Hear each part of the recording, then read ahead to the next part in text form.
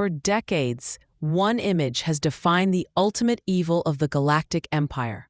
The destruction of Alderaan, a peaceful world erased in a flash of green light, became the galaxy's rallying cry. It was presented as the Empire's darkest hour, the peak of its cruelty and power. We were led to believe the Death Star, that planet-killing superweapon, represented the Empire's most profound act of terror. But what if that was merely a distraction?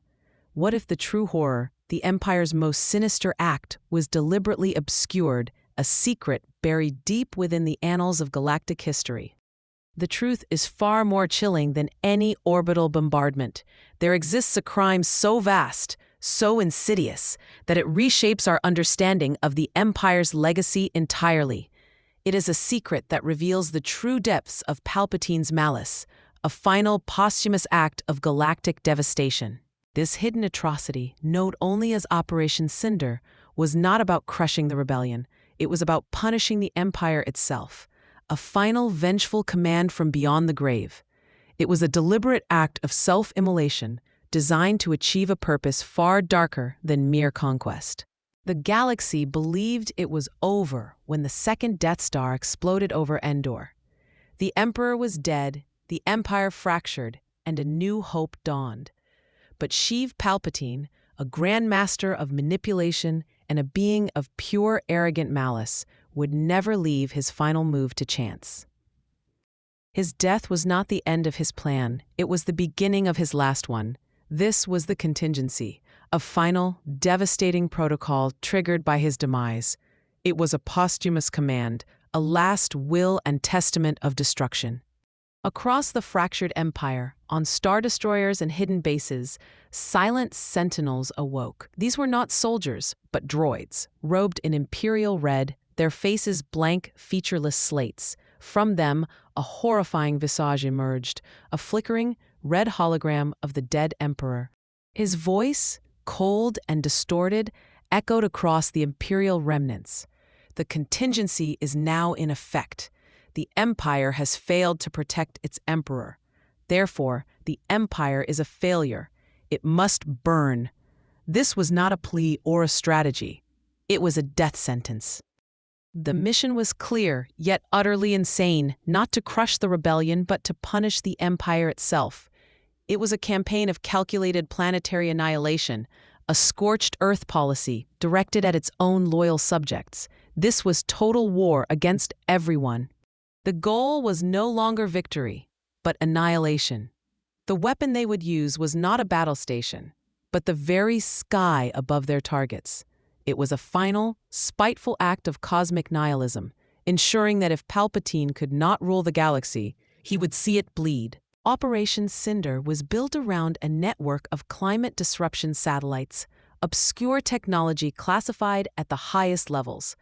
On command, these satellites could override a planet's natural weather patterns, creating storms of unimaginable power.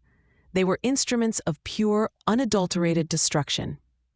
Worlds were ravaged by apocalyptic storms, hurricanes that could tear cities from the ground, electrical storms that boiled oceans, and fire from the heavens.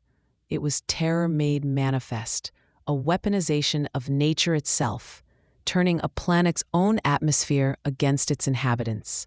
The first targets were chosen to send a message of pure nihilistic rage. Among them was the jewel of the Mid-Rim, the Emperor's own homeworld, Naboo. His final order was to see the beautiful cities where he grew up scoured from the planet's surface. Star destroyers filled the skies, not to conquer, but to protect the satellites as they unleashed hell. This wasn't strategy. It was a man burning his own history, a final, spiteful act to ensure that if he could not have his home, no one could. It was an act of profound personal spite. But if Naboo was a message of spite, the next target was a message of betrayal. The planet Vardos was not a rebel world. It was a model imperial planet, a loyalist utopia that had welcomed the Empire with open arms, believing its promises of safety and order. Its people were the Empire's most fervent supporters. Operation Cinder targeted them for execution. Elite Imperial soldiers, like Commander Iden Versier of Inferno Squad, were forced to watch as the weapons they had sworn to protect were turned on their own people. They saw loyal citizens waving Imperial flags incinerated by lightning from the sky. This was the moment the lie of the Empire was laid bare. It was never about order or peace. It was only ever about one man's absolute monstrous ego. The crime wasn't just genocide, it was the ultimate betrayal of faith, a decimation of planetary populations that targeted the innocent and loyal alongside the rebellious. But why? Why this elaborate, self-destructive act? Why burn your own empire to the ground? Because the physical destruction was only part of the plan. The true purpose of Operation Cinder was something far older and far darker. It was not mere retribution or revenge. It was a meticulously planned Sith ritual, executed on a galactic scale. Palpatine was more than an emperor. He was Darth Sidious, the most powerful Sith Lord in a millennium. He understood the Force not just as an energy field, but as a living entity that could be wounded, corrupted, and poisoned. Extreme, sudden outpourings of suffering, of fear, of death. These acts create scars in the Force. They create dark side nexuses, places where the light is extinguished and shadows can linger for centuries. The Jedi Temple on Coruscant was built on one. Palpatine knew this. Operation Cinder wasn't designed to destroy armies. It was designed to murder planets on a spiritual level. The billions of souls crying out in terror and then silenced. It was a symphony of pain conducted to permanently wound the Force. It was a galactic-scale sacrifice. This ritual was intended to poison the galaxy, to create a breeding ground for a new, darker power. Palpatine wasn't just salting the Earth. He was attacking the very fabric of existence, ensuring his dark influence would remain, a cancer in the Force, long after his body had turned to dust. This grand, horrifying design was aimed at paving the way for the rise of something even more terrible. It was a dark prophecy made manifest, a galactic wound that would fester and grow, shaping the future in ways no one could have predicted. This ultimate crime did not unify the Empire's remnants, it shattered them. The commanders who obeyed Palpatine's ghoulish order became fanatics, zealots in a cult of destruction. Those who refused, who saw the monstrous truth, defected or were hunted down.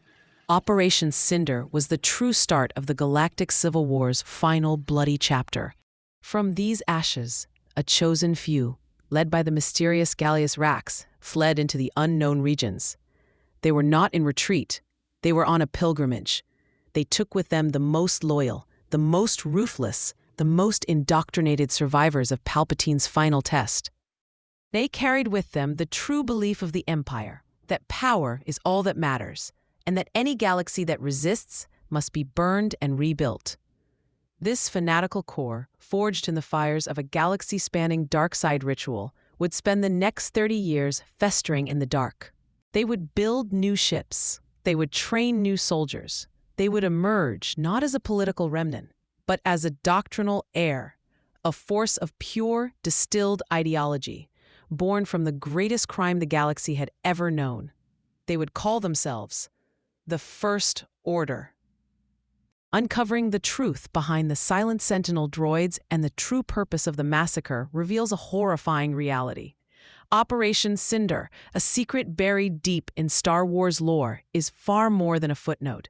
It is the genesis of a new evil. Its crucial role in shaping the galaxy's future and the secret origin of the First Order cannot be overstated. So the next time you watch the story, remember the secret they buried. The true evil of the Empire wasn't a space station.